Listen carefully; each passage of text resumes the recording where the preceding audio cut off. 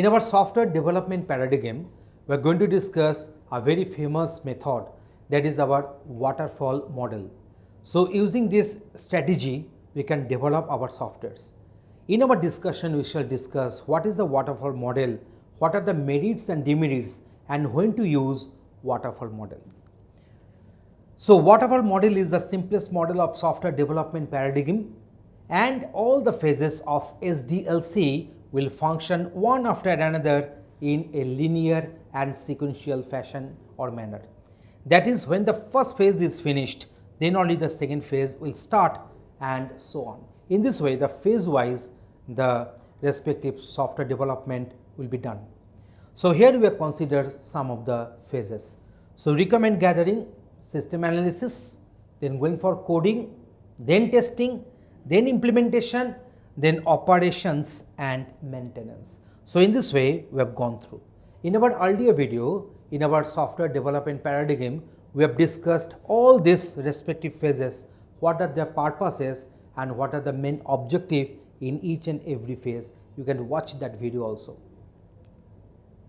This model assumes that everything is carried out and taken place perfectly as planned in the previous stage, and there is no need to think about the past issues that may arise in the next phase. So that means we know that when water falls, then from the higher level to the next higher level it will be falling, then from this higher level to the next higher level or the next lower level it will be falling, but it cannot roll up. It cannot roll up, it can only roll down, and that's why whatever the issues we will be having here, we should fix it, then we should come to the next phase. And in this particular phase, we should not consider any issue related with the previous phase or phases. This model does not work smoothly if there are some issues left at the previous step. The sequential nature of model does not allow us to go back and undo or redo our actions. So that is the main feature of this waterfall model. This model is best suited when developers already have the designed and developed similar softwares in the past and are aware of all its domains. When the requirements are known at front beforehand, then only this particular waterfall model can be applied. And if the developers are having the prior experience developing the software in the same domain, then this waterfall model can be utilized, can be implemented. Otherwise, you see, you cannot retrace back. There is no scope to going back to the previous step or phase and do some rework and do and undo there. That is not possible. Now let us discuss waterfall strengths. So in case of waterfall strengths, the first question is that ease of use, easy or difficult? The answer is easy to understand and easy to use, and provides structure to inexperienced staff. For the freshers in the project management, in the software development projects, this waterfall model is suitable. Clarity on milestones, clear or not? Answer is well understood. Milestones will segregate between one phase to another phase. So whenever we are crossing one milestone, that means we cannot revert back, we cannot retrace our path again. So in our project management, this milestone will be denoted by activity with the duration 0. But here actually this milestone is denoting the differentiation or the segregation between two adjacent consecutive phases. So importance is given to quality or on schedule. The answer is works well when the quality is more important than cost or schedule.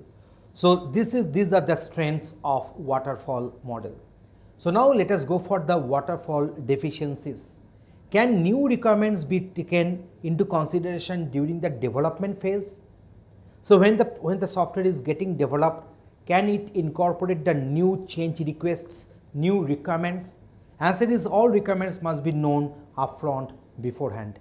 So when the system is getting developed, when the software system is getting developed, no new change requests or no new requirements can be entertained.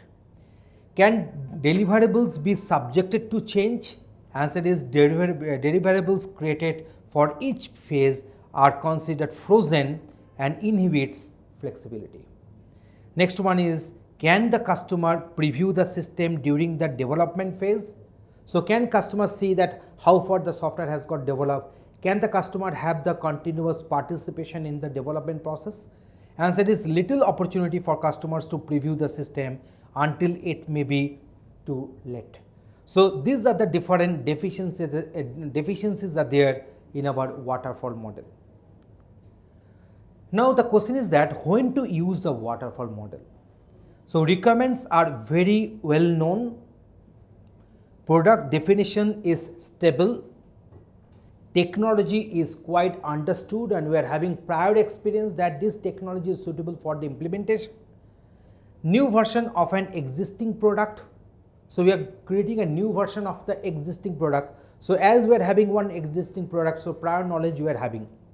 So porting an existing product to a new platform. In this situation, waterfall model can be adopted. So in this video, we have discussed what is waterfall model, what are the strengths, what are the weaknesses of waterfall model, and when to use waterfall model in our software development paradigm. Thanks for watching this video. Tutorialspoint.com. Simply easy learning.